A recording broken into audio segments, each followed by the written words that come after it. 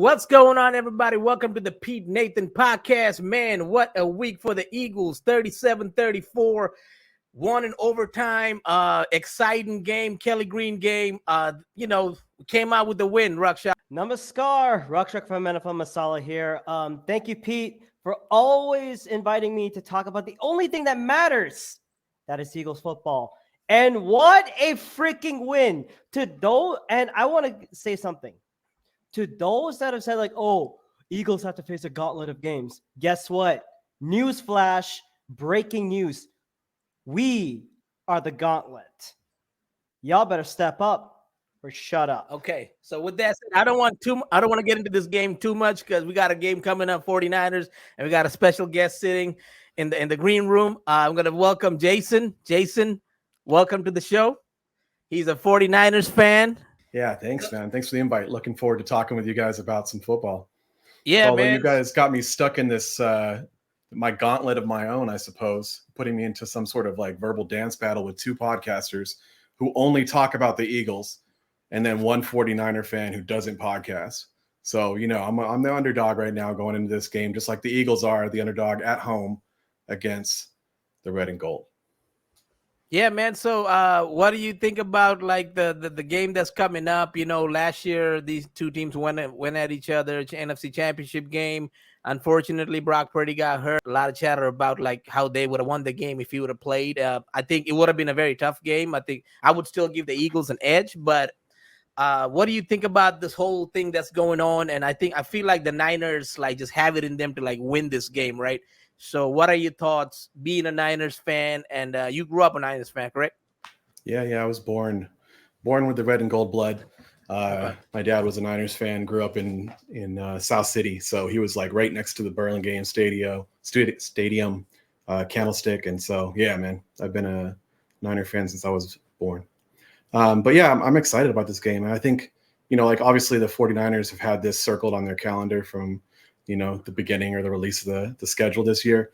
And all the fans are looking at it the same way. I think, if you go back to that game, the Eagles were winning when Brock got hurt. But if you look deeper into that game and kind of play back some of the main things that happened, like, Bosa got banged up, in that game prior to Purdy getting hurt. Warner got banged up in that game prior to Purdy getting hurt. And then, you took out our backup quarterback, with a concussion. I mean, it was just thing after thing after thing, and we didn't even have a third string quarterback to throw in there because we were already on our second string. And so, it is what it is. I mean, 4 quarterbacks in one season, it was jinxed. But this year's things are different. We got a healthy squad going in and some new players that are making everybody play better. So yeah, it's going to be interesting. It's going to be a completely different matchup. The Eagles been having like the comebacks, and they're one of the best teams when they trail, right? Especially when they trail. So how do you think the team should exploit? How do you think the 49ers will exploit the Eagles' tendency? Like, given their slow start, what kind of stuff that you guys can capitalize, especially on your defensive gaps, especially we're missing some players this week on defense, like one of our tackles, right? Rakshak, correct me if I'm wrong. Is Fletcher Cox playing this week?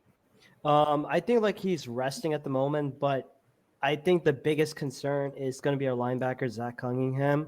He's probably not going to be playing. So we're probably down to 2, which was like Nicholas Morrow and Christian Ellis. And the Eagles will probably activate from the practice squad, Ben Van Sumeren. Not looking good. So yeah, the linebackers are not as good for the Eagles, and you guys have been running with Christian McCaffrey. So how do you think you guys exploit us?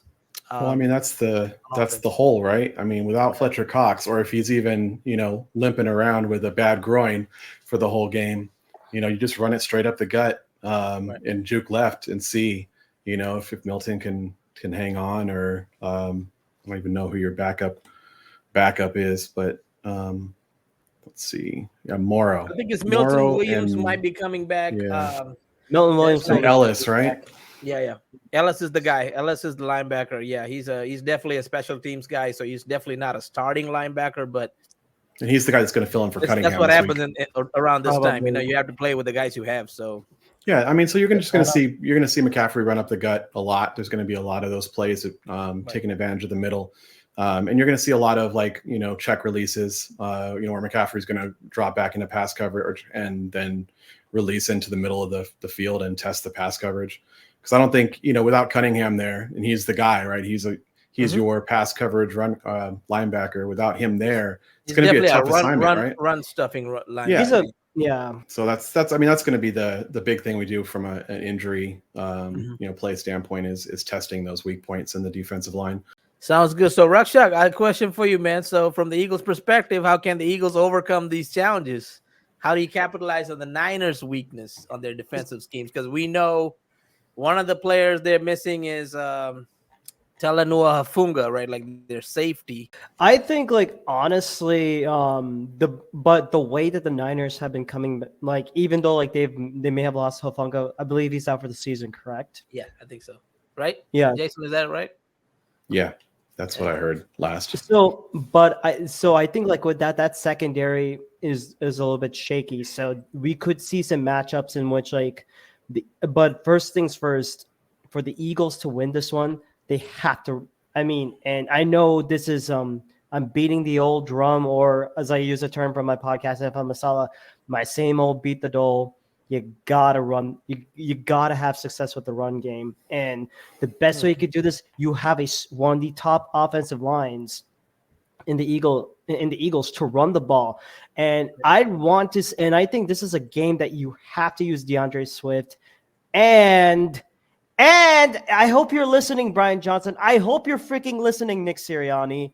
Use Rashad Penny. Why the hell are we using them? We only played him for 2 snaps against the freaking Cowboys, and then that was it.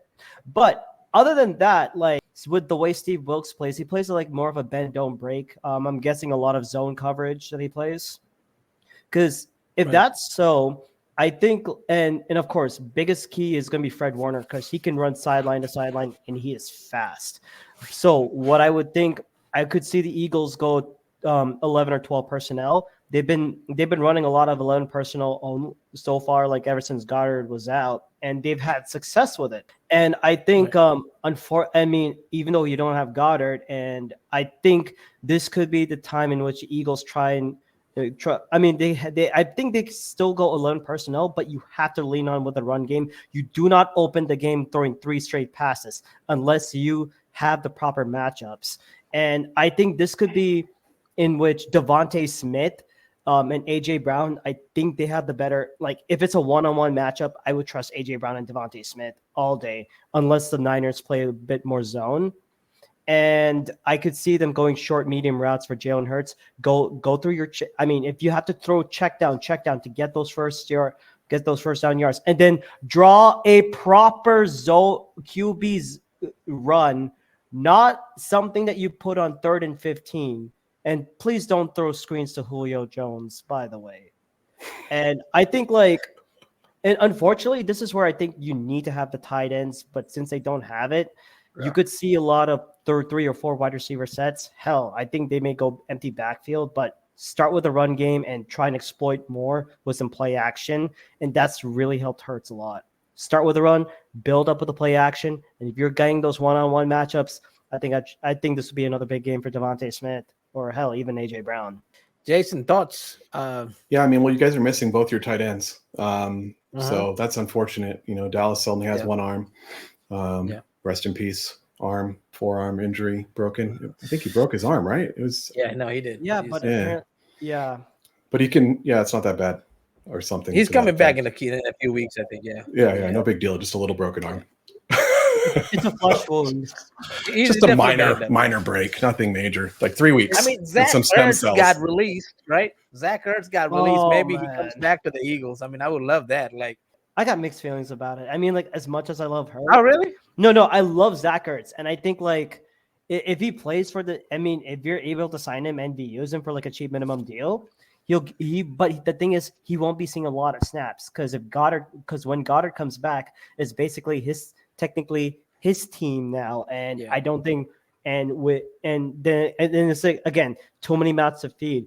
AJ Brown will want his touches. Devontae Smith will want his touches. Hell, even OZ, who's doing more than what Quez Watkins has done so far in this entire season. Right. And hell, even Julio Jones, as long as it's not a screen pass.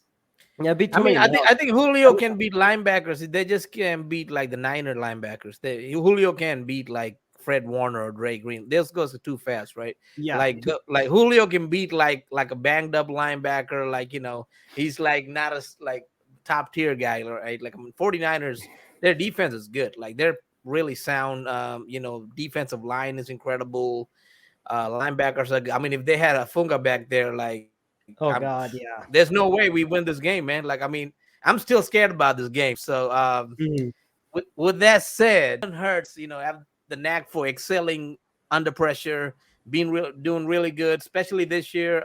You've seen a different type of Jalen Hurts than last year's. Like, you know, we were blown out teams. It's also a cupcake schedule. This year it's like a harder schedule. We're actually playing real teams like the Chiefs, the Bills, now the 49ers, Dolphins. Jason, this question goes out to you. How would you guys contain somebody like Jalen Hurts?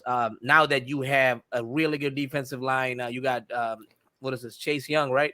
Chase Young and Nick Bosa, both the Ohio State guys going on the edge, and you guys got good guys in the middle too, like Armstead and Hargrave, right? And there's other guys behind them. So how do you guys do that? Yeah, I mean, the defensive line is definitely a big part of this, right? You know, you've got, you know, Chase Young and Nick Bosa, and you've got Hargrave and Gregory and Kinlaw, and then Farrell and Gibbons. Like, these guys are all players that are getting time. And I think the big thing that the Niners are going to do is they're going to keep rotating those guys in on a consistent basis and really start to wear the offensive line out. I think the key is the opposite of what you said the key is for the win. I think it's stopping that run early, right? If they can stop the run early and they force the Eagles to pass, and if they can do what they typically do, which is come out really fast and score, right? The Niners have been really good at scoring in the first couple drives of the game, or putting 14 or 20 points on the board, like right off the jump. And the Eagles have been notoriously slow to start, right? And typically get their fire in the third and fourth. If they can do that and play that game script and stop that run and keep it from coming, you know, in the third, they're going to get, if they have to abandon the run, then you're in trouble, right? Because even though I agree, like the wide receiver to DB matchups, like your wide receivers should be able to take advantage of those. And with, you know, the weakness in the secondary, with Hufanga missing, you know, there's going to be some opportunities, you know, to go long and go down the field and not have as good a coverage. But, you know, if they're not having the time to get there, which is entirely possible with that type of pass rush, because, you know, realistically, like, you know, if we look at the recent history, right, Josh Allen made the Eagles secondary look sus, right? They pulled out a big lead. So that's entirely possible to happen in the first half. And then now they're going to face a quarterback that, you know, not only has the best passer rating in the league and the highest completion percentage in the league, but also leads the league in yards per attempt, right? So, you know, he's not just throwing these short intermediate passes, he's throwing the long ones too. And so he's going to go after those guys. And, you know, on the opposite side, ever since Chase Young came to town, they've had 15 sacks, which is a huge number, right? Compared to what they had in the first, you know, half of the year. So I think the Eagles definitely have their hands full when it comes to, you know, all of those things. And so that's the game script, I think. Stop the run, you know, pull out an early lead, and then get that pressure, you know, into the game at a high level, wear out the offensive line, keep it going after Jalen throughout the entire game. And, you know, when he's forced to pass and he has to try to make that comeback and he has that type of pass rush to play against, that may be the difference between what you saw with the Bills and their ability to come back. And, you know, could be a win for the Niners. And keep in mind, it's going to probably be raining 40 to 50% chance of rain. So this can change how teams play each other also, right? Like, you can't, because you can throw the ball, but sometimes depending on the quarterback, depending on the scheme, you know, Josh Allen did throw it for, like, is it 50 times or something he threw last game? He had like a ridiculous amount of like time he threw like in a rainy game, but that's also because the Bills don't really have a run game, which the Niners do. with McCaffrey, their run game is excellent, and they also Yeah, got some backs. I heard it rains a lot in Charlotte, North Carolina. Where the Panthers play. There's a lot of rain down there, so I'm not too worried about our running back being able to handle the ball and take advantage of some rainy situations. Okay. I see Run what you did there. CMC. Okay, I see what you did there. I mean, Yeah. I think it kind of rained last year in the NFC Championship game, right? It was a little bit of rain, right? Yeah, I think I remember that. Yeah. Oh, it wasn't dumping or anything like that. It wasn't dumping. It wasn't like the last week that we had. But yeah, it could be a bigger storm this game. We'll see what happens when we get closer to the weekend as far as the forecast goes. But that would be completely different. Like everything we just talked about is out the window, and it becomes a run battle and battling in the trenches. Okay. I'm in the end. I'm going to ask y'all two score predictions from y'all too. So one with the rain, one without the rain. So hold that thought, okay? So asterisk on that one. Got it. So yeah, Rakshak, do you believe Hurts can exploit any specific weakness on the 49ers, right? Especially when he's trailing, because like if we start slow, like against other teams like the Commanders, the Bills, even the Kansas City Chiefs, we had chance to like win the game. With Niners as good ferocious defense, can we still do it, or this is a game you want to right off the bat start fast? To be on the safe side, you have to attack first, especially with the run game going. And I think Brian Johnson has to call a perfect game on this one. And I'm in agreement with Jason for this one. And crazy stat, the Niners have the number 2 run defense in the NFL. They're only allowing 82 rushing yards per game. Number 2 rushing defense? Number 2 rushing defense. They're only allowing 82 rushing yards per game. This is according to also from some stats from like ESPN, and of course Jimmy Kempski from Philly Voice. Yeah. I mean, of course, Fred Warner, he already has 95 tackles, 2 sacks, and 3 interceptions. You have to start off early and build through the run. You cannot abandon the script. I mean, the Bills are they've had a good team, but unfortunately, this is not Sean McDermott that we're facing. This is Steve Wilkes. He's basically using kind of a little bit of the same concept that Robert Saleh and D'Amico Ryans have installed. I think they go like a wide 9, I believe, Jason. Just correct me on any Niner terminology that I'm missing. I think Jason, you watch a lot more Niner games than us, so you know. Well, yeah, please do. I'll leave all the references to you on that one in terms of stats. But back to the thing, if I'm the Eagles, you have to get that early lead, run the ball, and of course, and I think when you have a big lead for the Eagles, a lot of people are gonna get mad at me. You have to run up the score. You have to keep on piling points, because either way, the Niners have a better chance on scoring that much easily, especially with our defense in a bit of shambles due to personnel not being 100%. Right. And the way that Sean Desai has schemed his defense. I think when I was looking at some of the stats for last game, for that game, Sean Desai's defense gave up 505 yards of offense. I think, and even though we tried to limit the running backs, there's so many. I think with the Eagles, you have to run the ball and control the clock. If you control that time of possession and the ball, and you're able to score points off of these drives, I'm not saying field goals if you need to. Touchdowns are the key. And if you have to play short, if you have to throw check down, get those first yards, death by 1,000 paper cuts, I don't care what it is. If it's ugly, that's how I think the Eagles will have to win this game. Right. And I mean, that's just brotherly shove it all the way to the end zone. Push if you need to, because that play has been unstoppable. Of course, Javon Hargrave might have a chance, and I think I would also trust his offensive line, because the Eagles O-line has even through the gauntlet, they have faced a ton of good battles. Of course, it was against the Jets, and we lost that game, which still pisses me off. We lost to Zach freaking Wilson, who's out bench for Tim Boyle, who threw the Hail Mary, not opposite the Hail Mary, folks. But I think with the Eagles facing a lot of good of these defensive fronts, we should be ready. And plus, Chase Young, this will be the 3rd time that we've seen him. And I think like I mean, he's been really good against Mailata. When he goes against Mailata, he's giving him work. Only 100%. thing I'm kind of worried about if Lane Johnson doesn't play, if Jack Driscoll plays. I mean, Nick Bosa got the edge on that, man. Like, I think Driscoll be tough. handled himself. I think no, like last game, Driscoll handled himself pretty well. Out of 39 snaps or something like that, I saw a stat.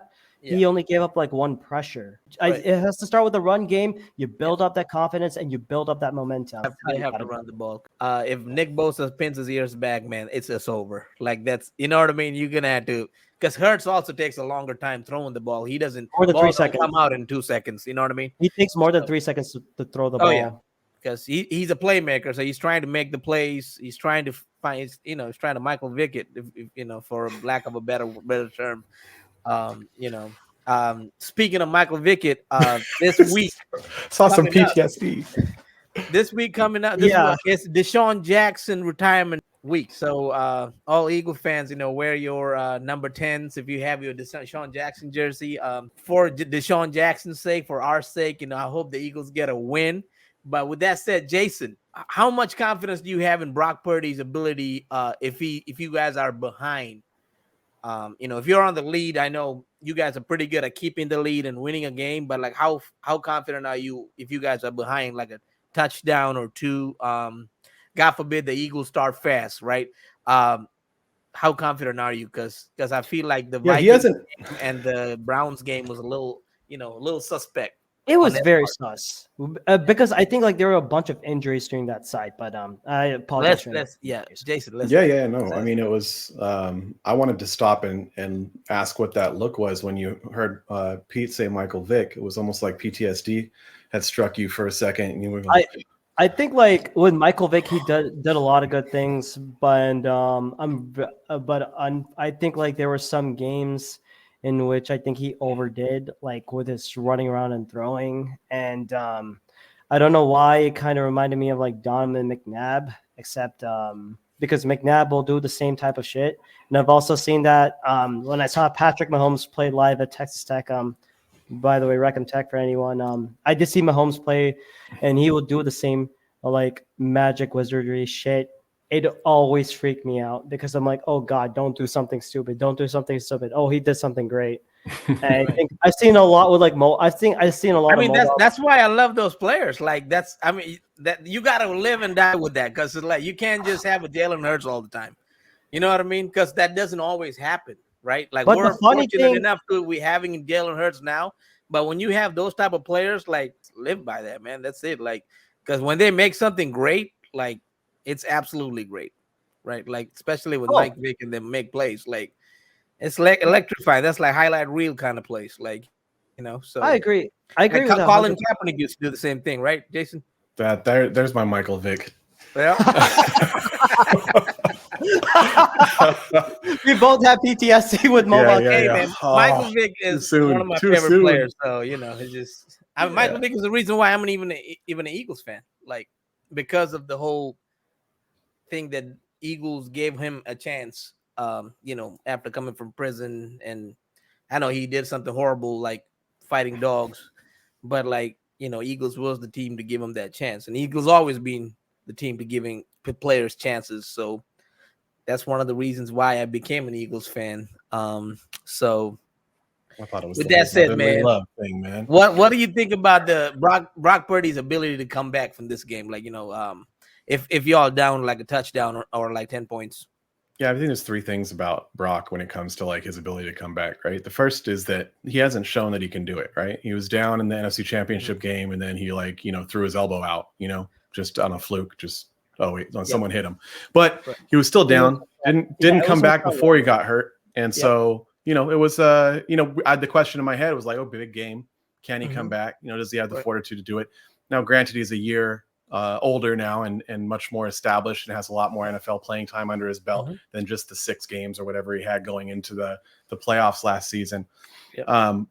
So I think, that's a question mark, right? We don't know. We didn't see that in the Vikings game, his ability to come back. He was missing a couple, key pieces as far as his left tackle and Deebo Samuel, but, still he had a lot of offensive weapons at his disposal and wasn't able to pull it off.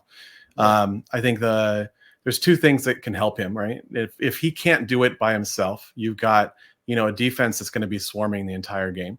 And so, the ability to put pressure on a quarterback and make quarterbacks do stupid things is something that the defensive or the front seven really of the Niners do extremely well. And so there's an opportunity there to help him out if we do fall behind and make Jalen Hurts do some Michael Vick shit. And then I think the other big thing, hopefully for the better. Not, I think the other thing is Michael Vick. Yeah. The other thing that you were talking about, those players kind of grouping together like Mahomes and Vic and McNabb, and the fact that they were creative in the way that they make plays happen, and sometimes it's to greatness and sometimes it's to utter disaster, and the fans have those reactions when they remember those moments. I think Purdy has a bit of that in him, and it's still early. He's only second year playing. It's still early to see where that comes to in this kind of spectrum, right? Because the spectrum that you talked about, you've got people on the far side of the spectrum, which was Michael Vick. Throughout most of his career, he was a little bit better by the time he got to the Eagles. But if you look at Michael Vick in the Falcons days, like, man, if you talk about PTSD, that guy threw so many games from doing stupid stuff. Now, he was amazing to watch and had far more incredible escapes back then than he did when he came out of prison and played for the Eagles. But it was still, he made poor decisions, right? It's poor decision making, overestimating his ability. To his defense too, I think Michael Vick, like one of those guys, he said like he threw away the playbook. Like he never looked at it because he just relied on the athletic ability, and he wasn't coached right with the Falcons. When he came to the Eagles, he had Andy Reid, and he's coming as like a changed man, right? So he was able to actually learn the playbook, become a better pocket passer. I think that's what happened. Sometimes these players just relied way too much on athletic ability instead of like learning the playbook. Yeah, longevity kind of comes into play too. Right. I think that's a huge part of like a quarterback's progression when they're even Jalen Hurts. I mean, as a running quarterback or someone that can run as a viable option in the offensive scheme, the being safe with your quarterback from an offensive coordinator standpoint or just the quarterback themselves, they dial it back as they get older and as they feel more and more of those hits and realize like, hey, I want to play for a long time. I need to stop taking so many risks on a regular basis. And so I think like, the spectrum that you gave, McNabb's in the middle of that spectrum, right? He's somebody that, was more of a pocket passer, had the escapability, could run, definitely had long legs and got going like a gazelle down the field sometimes, but, he wasn't as fast as Vic. He wasn't going to straight burn people. Right. And he made, terrible decisions. He was someone that had the choke factor more inside of him, like where he panicked and you saw it and he threw and made terrible decisions when he was under pressure or in a situation where he Rakshak over there having PTSD. And then you have the third person you mentioned, which is Patrick Mahomes, right? And so Mahomes has this, he's not fast. I mean, he can run, he's quick, he's mobile, but he's not a running quarterback by any means. But the guy has escapability, right? You look at the way that he's able to move around and sense, pressure in the pocket and sidestep things, step into the pressure, skirt out to the side and make the most amazing, off, balance throws across his body while he's falling down to the other side of the field. Yeah. He does stuff like that. And it's like, wow, okay, that's the other end of the spectrum where you have more of a consistent quarterback at the core. And then when put under pressure, he's able to do amazing things. And so I think that's, that's your ideal is Patrick Mahomes. So I was just talking about like how Purdy has that escapability. I think he demonstrates some of that. And he demonstrates those ridiculous throws where it's like, dude, you shouldn't have made that throw, but you made it. Yeah. And I mean, he throws with anticipation for a quarterback that's like in the second year, like, he for a team that doesn't throw as much, he's averaging around 250 yards a game, which is highly impressive. And one of his favorite targets is Brandon Ayuk. Right. Down the field. I mean, he's a good receiver. Like, I think the Eagles brought him in for a 30 visit back in 2020, but we end up getting Jalen Reagor of all people. But I think he was like a second round pick, I believe. Like, no, he was a first round pick. He was a first round pick. I mean, round pick. Yeah. That 2020 draft the first round gives me nightmares to this day. How in God's name do you get Jalen Reagor over Justin Jefferson and Brandon Ayuk? Please explain this logic to me. Yeah, I know the Vikings were laughing, man. Like, their front office couldn't believe that we picked Jalen Reagor, and they were like, "What? Justin Jefferson's still there?" Like, they're like, "Let's go." Yeah, and I mean, can only imagine if he got Justin Jefferson. But with that said, Rakshak, what do you think about how can we stop Purdy like from coming back from if they are behind, like what would you do? How would you take away Brandon Ayuk? How would you take away George Kittle? Because those are like his favorite targets. And of course, you got Debo Samuel, who's been Oh talking a lot God. of shit, calling our cornerbacks trash and all kinds of stuff. But Debo's a little emotional fella. And then Christian McCaffrey, good running back. He can also catch it by the backfield.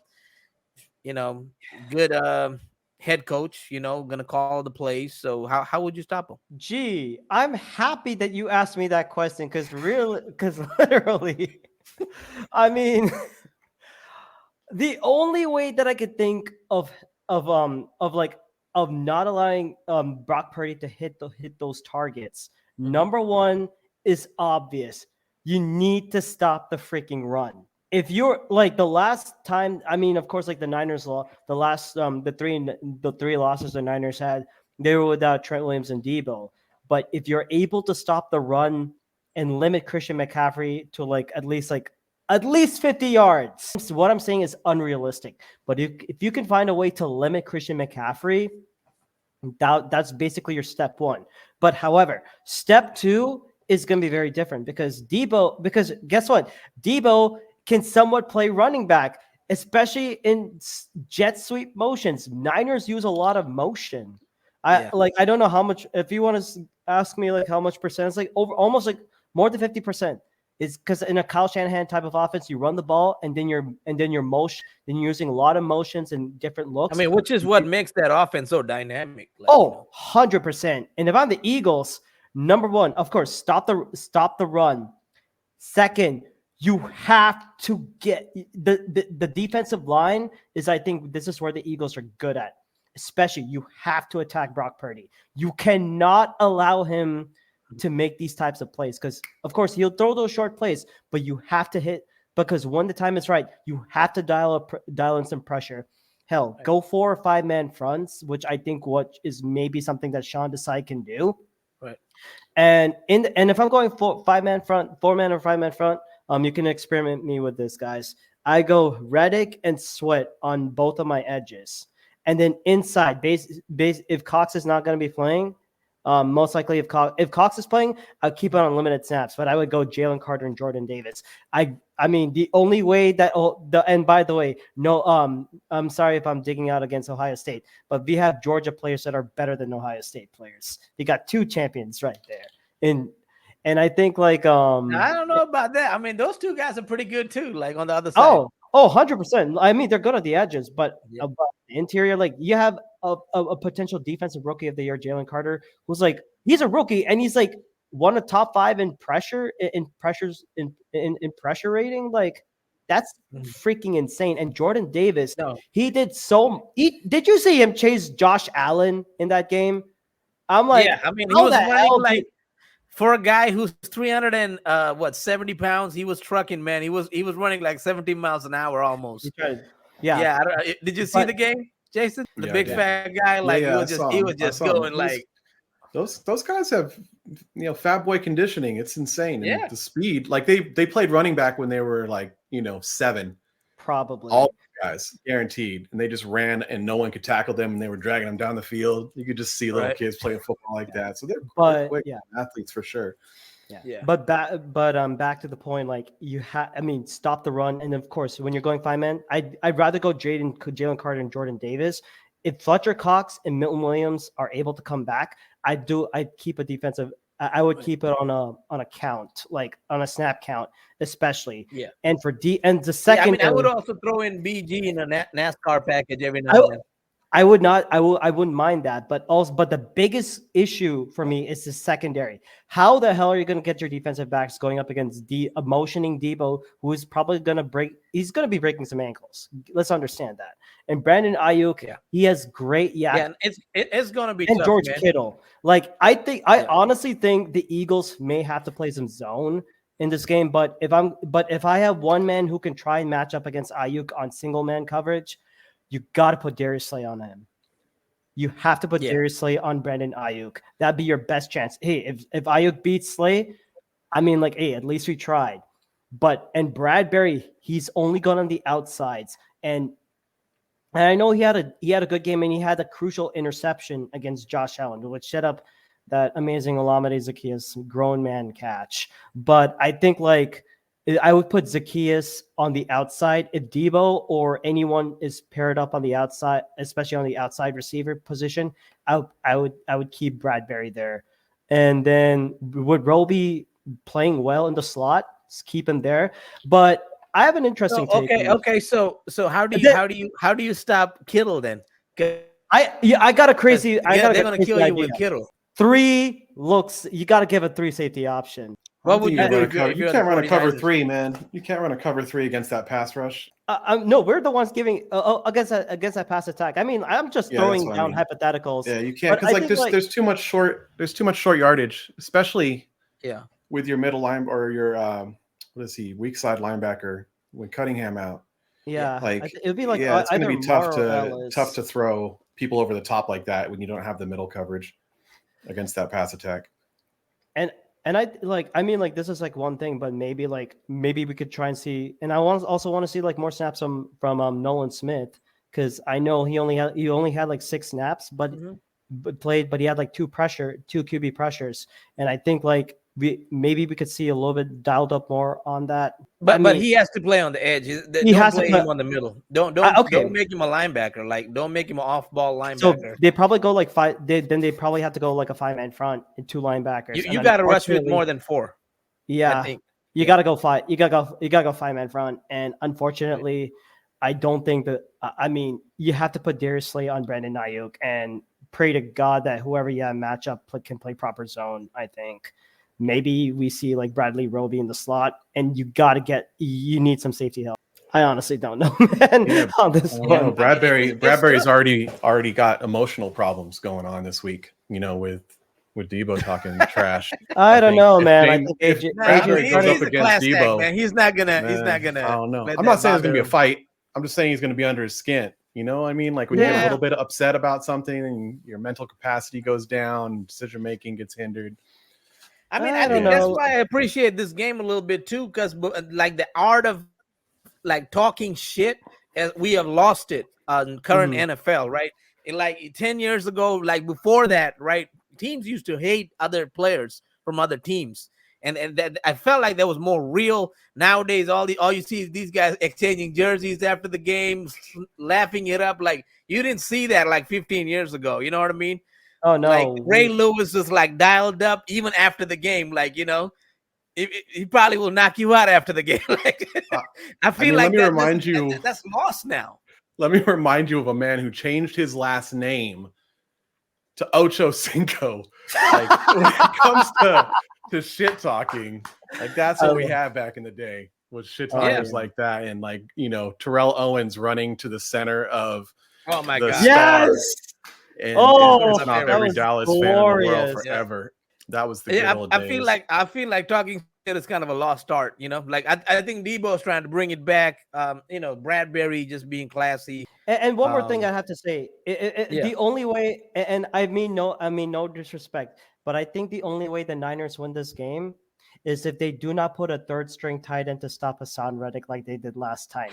I mean, that was brilliant play calling, and you saw Purdy go on. We technically saw another body bag game that day, but with all due respect, if that Eagles pass rush hits Purdy, I think we'd be pretty good. Make him run like a headless chicken. That's the quote. If you start pressuring the QB, they'll do stupid shit like a headless chicken. They will. I mean. Yeah, so Jason, with that said, Eagles have the home field advantage. And you already know how Eagle fans get in these games. 49er fans minus 3, like 3 points. I know it's minus. I'm coming back to that. Might be 3.5. Hungry dogs run faster, bro. We got them dog masks on. We love it. Well, I guess it's a question for both of us. How do y'all see like the 49ers adapting that mentality of like that home field, like even though they are not underdogs per se in like Vegas wise, but they are going into a tough situation, a tough environment to pull out a win. And I feel like this means more for the 49ers than the Eagles, let's say if the Eagles, not that it doesn't mean anything for the Eagles, it does mean like, we want to keep winning and have, home field advantage for the playoffs. But for the 49ers, it's kind of like when we played the Chiefs, that game meant a little bit more to us than the Chiefs, right? Because we lost to them in the Super Bowl. We wanted to prove ourselves that we can still beat this team. Do you see anything like that with the 49ers, with the fan base, with the players? How are you feeling?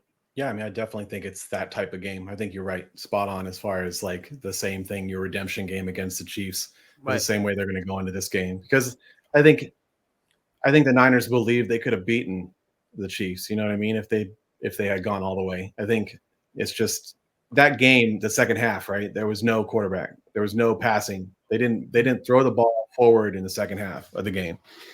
So, I mean, it wasn't really a game anymore. Like the first half, the game was over. As soon as Johnson got hurt, it wasn't a game anymore. So I think like there's a lot of like, let's see what would have actually happened in this game, right? Let's see, where everything is. And I think that the Niners are even stronger than they were, last year at this time. And I think the Eagles are stronger than they were last time, at this time of the year. Obviously with some of those injuries, right. taking a little bit damper here and there. But overall, I mean, just the performance of both teams over the season, is greater than what we saw last year. And so, yeah, I think there's going to be a lot more drive and satisfaction from every little win, that happens. Like there's going to be more energy gained by pissing off the home team and silencing them. So if they do pull ahead, that's going to be something that the Niners feed off of. It's going to make it a lot harder in the second half for Jalen to do Jalen things, with the entire team feeling some kind of way about winning. So Rakshak, as home underdogs, right? As home underdogs, 49ers, they circled this game. Obviously, we circled this game. How do you come away with the win against a really good team? I feel like the 49ers is probably the best team in the NFC other than us. After that, it's like Cowboys, like whoever after that, right? I feel like 49ers are that solid team. Right, that team from Dallas that we, They're sus. But here's an interesting stat, right? Like, let me pull up Eagles 2010 schedule, right? Ever since Eagles had a 49ers starting QB, right? The last time we beat the 49ers with the starting QB, like we've beaten them before, right? But when the starting QB for playing from beginning to finish, right? It was October 10th, 2010, 49ers. We played them at Candlestick. Ooh. Okay, that's the last time we beat a 49ers team with Alex Smith. And we had Kevin Cobb, I think. And we beat them, truly. But ever since then, 2014 with Kaepernick, we lost. 2017, they didn't have a starting quarterback. They didn't have Jimmy G yet. We won, right? 2020, we won that I think game. Jimmy G was out, and then Carson Wentz ends up winning the game to Travis Fulgham, right? 2021, they get Jimmy G comes into Philadelphia, and they escape. They get a win. I mean, like that's a game we really should have won. Like that Jalen Carter touchdown didn't count, and a whole lot of stuff happened.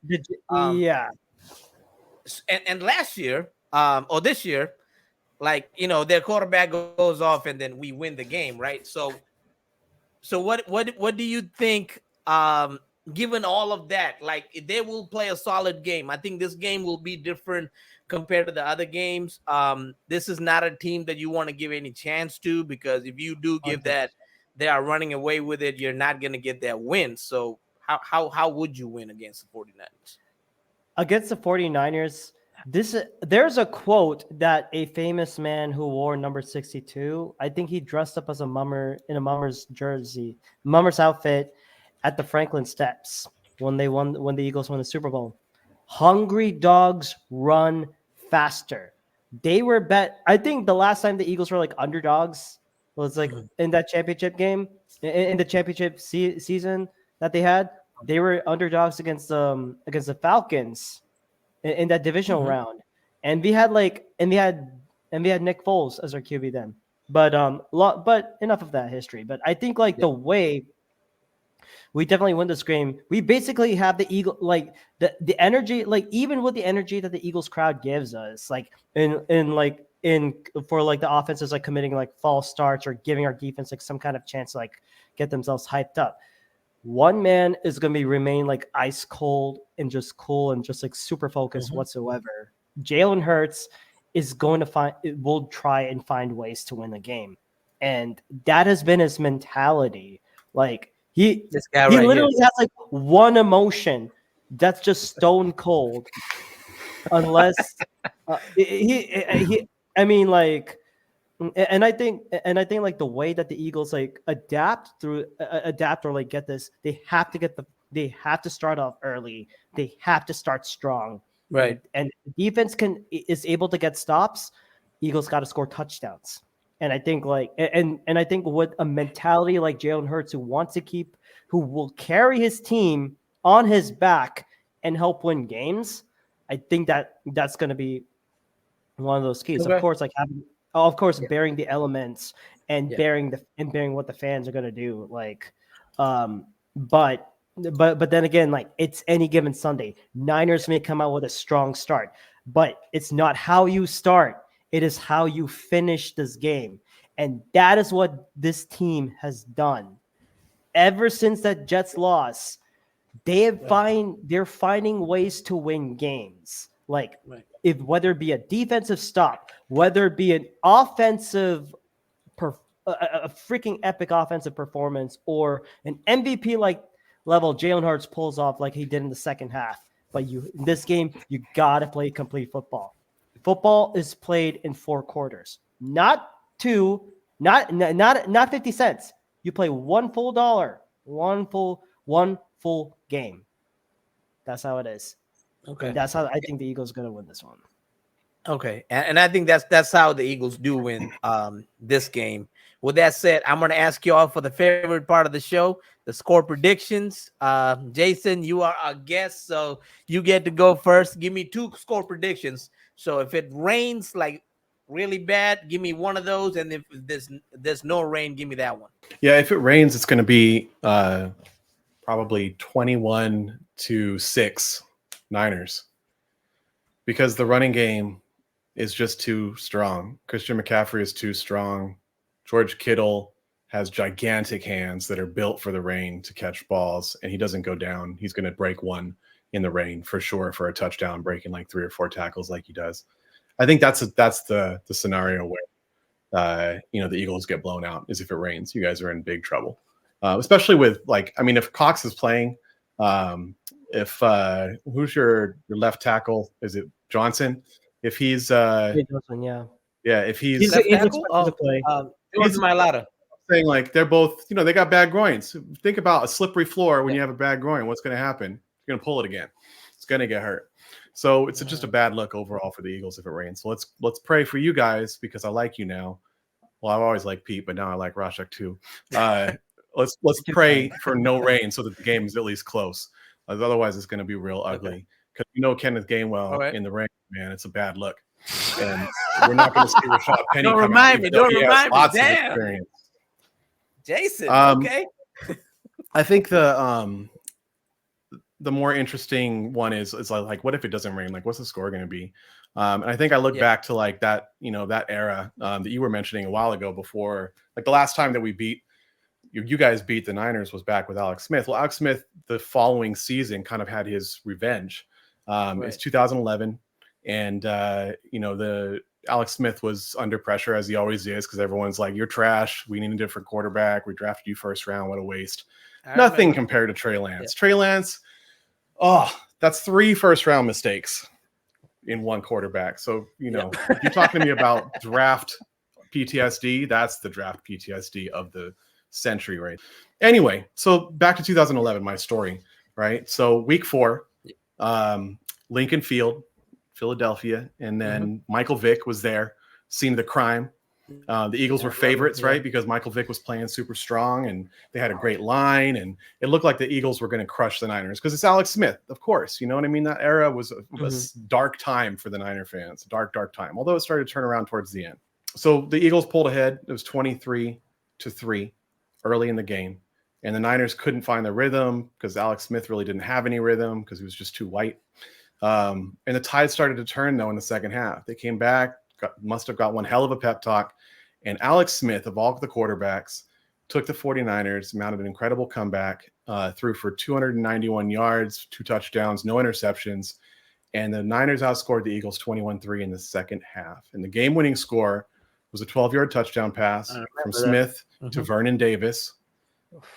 Super, super exciting finish to that game. I still remember it. And the final score was 24-23. And that's my prediction for the score on Sunday if it doesn't rain. 23. Okay, 24-23. Yeah.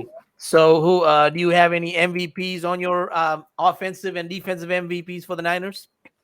I mean, it's Purdy, man. I think that the game comes down ultimately, like we've talked a lot about what each team has to do to stop the other team. Honestly, like it's all quarterback because the teams are great. Both teams are great. Obviously, look at the record that the Eagles have. You can't be 10-1 and not be great.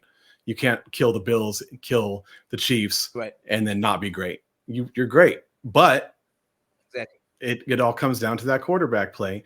And so if Hurts can do Hurts things, I mean, maybe there's a chance that he could win. But if Purdy, puts on a showcase and doesn't make mistakes, and the Niners play the way the Niners play, it's going to be really, really hard for him to do what he does at the end of games to try to bring them back from a deficit. So I think it just comes down to quarterback play, man. It's like it's Jalen versus Brock, man. And who's your defensive MVP? I'm gonna go with Chase Young. I think he's gonna finally get his hands on some Jalen a couple times. I'm gonna go 2 sacks for our brand new outside rusher. 21-6 Niners in the rain and 24-23 Niners without the rain. And Purdy is the offensive MVP and Chase Young is the defensive MVP. With that said, Rakshak, what are your score predictions? Rain, not rain, offensive, defensive MVPs. When it rains, the Eagles are going to pour on the score, baby. And I think it's definitely going to be another nail biter in which I don't think my state insurance is going to cover it. I think I'm going to be like, I think by the end of this game, regardless, I am going to request my state and my company that I have a change in insurance plans because I don't think they need to cover heart attacks, honestly. It's stupid. But I mean, that's what makes it fun. But I think like with the rain, Eagles will win 27-24. Jake Elliott breaks that heart again. If he can kick 59 from a 59-yarder in the rain, oh, he's going to do a lot more. No rain. But without the rain, oh, God. I think this may go into we may have another overtime game. And okay, I think this will be 31-28 Eagles. Again, through the legs of good old Jake Elliott. Offensive MVP, Jason correctly stated it all runs through the quarterback. And I think Jalen Hurts is going to be that MVP for the offense. Okay. On the defensive side, I have what I call a beat the dole, which is like a segment I use from NFL Masala. Basically, it's like I'm banging the table for this thing. And first, my defensive MVP, it's going to go to Jalen Carter. He's the other Jalen that y'all need to watch out for. If he busts up that interior, ooh, my. I want to say how Mr. Pom-Pom Michael Irvin will say, finger looking good. And you know what? And guess what? I have a defensive beat the dole moment right there. I'm predicting one of the most crazy sequences that will happen. Eli Ricks gets a pick 6. I'm calling it right there.